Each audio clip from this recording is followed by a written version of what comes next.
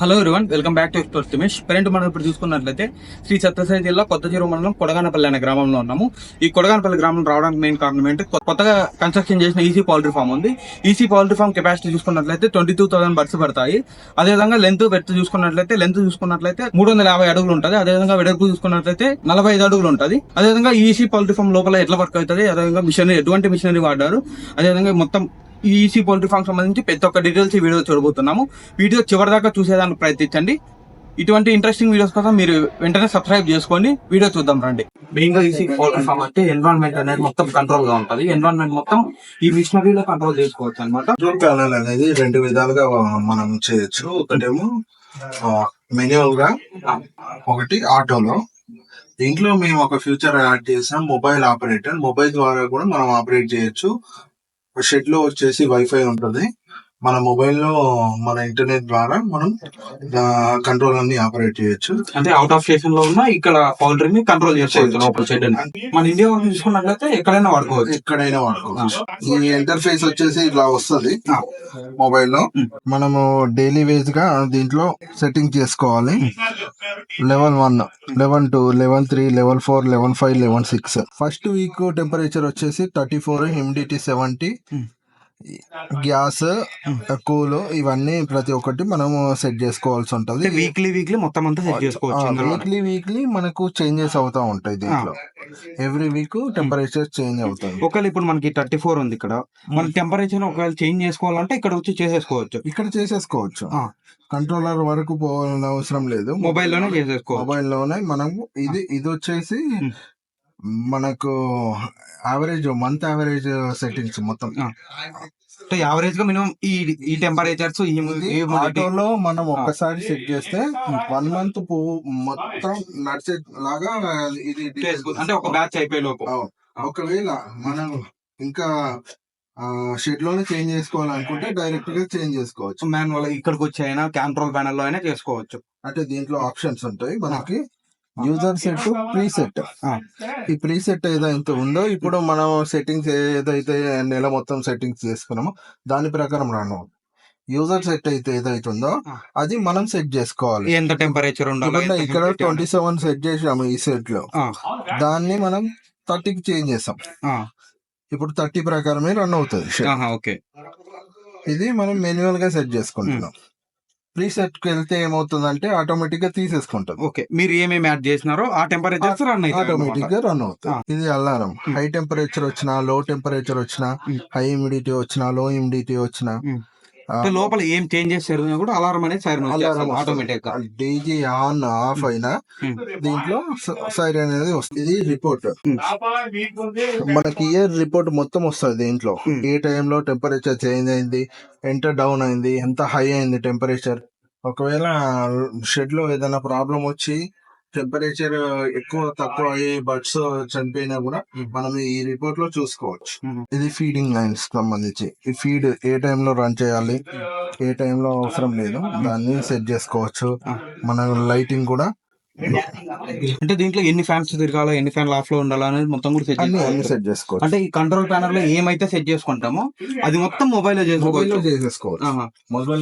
Okay, అంటే ఇప్పుడు ఈ టైప్ ఆఫ్ కంట్రోల్ ప్యానల్ అనేది ఓన్లీ ఈజీ అగ్రోటెక్ లో మాత్రమే ఉందా, లేదంటే వేరే కంపెనీస్ లో కూడా ఉందా? అంటే వేరే కంపెనీస్ లో కూడా ఉంది, కానీ వాళ్ళ టెక్నాలజీకి మా టెక్నాలజీకి చాలా డిఫరెంట్. మా సార్ వచ్చేసి R&D చేశారు.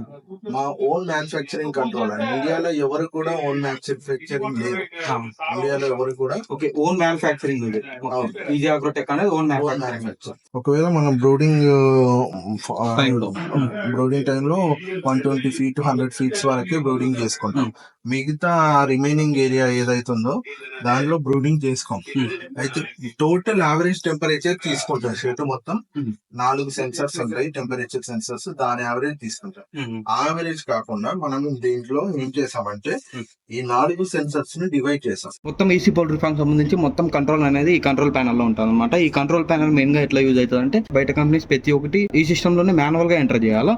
ఈ మెయిన్ గా ఈ కంట్రోల్ ప్యానల్ వచ్చేసి ఈజీ అగ్రోటెక్ వాళ్ళ డిజైన్ చేసిన కంట్రోల్ ప్యానల్. ఈ కంట్రోల్ ప్యానల్ వైఫై ద్వారా వర్క్ అవుతుంది. అదేవిధంగా ఈ ఈసీ పౌల్ట్రీ ఫామ్ని మనం ఎటువంటి టెంపరేచర్ సెట్ చేసుకోవాలన్నా, హ్యూమిడిటీ ఎంత ఉండాలా, గ్యాస్ ఎంత ఉండాలా, ఎన్ని చిక్స్ ఉన్నాయనేది మొత్తం ఈ కంట్రోల్ ప్యానల్లో అయితే మొత్తం మనం మొబైల్లోనే సెట్ చేసుకోవచ్చు. మనం ఎంత చూసుకున్నట్లయితే మొత్తం ఇక్కడ 8 ఎగ్జాస్ట్ ఫ్యాన్స్ ఉన్నాయి. ఈ ఎగ్జాస్ట్ ఫ్యాన్ ఎట్లా యూజ్ అవుతాయంటే లోపల ఉన్న అమోనియా గ్యాస్ మొత్తం ఎగ్జాస్ట్ ఫ్యాన్ బయటకు పంపించే అవకాశం ఉంటాయి. అదే విధంగా ఎప్పుడైతే ఈసీ పౌల్ట్రీ ఫామ్ లో హీట్ అనేది ఎక్కువ జనరేట్ అవుతుంది, హీట్ జనరేట్ అయినప్పుడు ఆటోమేటిక్ గా కూలింగ్ ప్యాడ్స్ ఆన్ అవుతాయి. అదే విధంగా ఒకవేళ టెంపరేచర్ అనేది కూల్ అయింది అనుకోండి, బయట ఉన్న టెంపరేచర్ కంటే ఇంకా కూల్ అయింది అనుకోండి, అప్పుడు ఏమవుతుందంటే ఈ ఎగ్జాస్ట్ ఫ్యాన్ వల్ల బయట అమోనియా గ్యాస్ అనేది బయటకు వెళ్ళిపోతుంది. అదే విధంగా ఈ ఫామ్ లో చూసుకున్నట్లయితే మొత్తం 5 నిపుల్స్ ఉన్నాయి. అదే విధంగా 4 ఫీడర్స్ ఉన్నాయి అనమాట. ఈ ఫీడర్ ఎట్లా వర్క్ అవుతుంది అంటే మొత్తం ఓవరాల్ గా ప్రతి ఈ 4 ఫీడర్స్ కి ఒక్కొక్క మోటార్ అనేది అటాచ్ చేసి ఉంటారు అనమాట.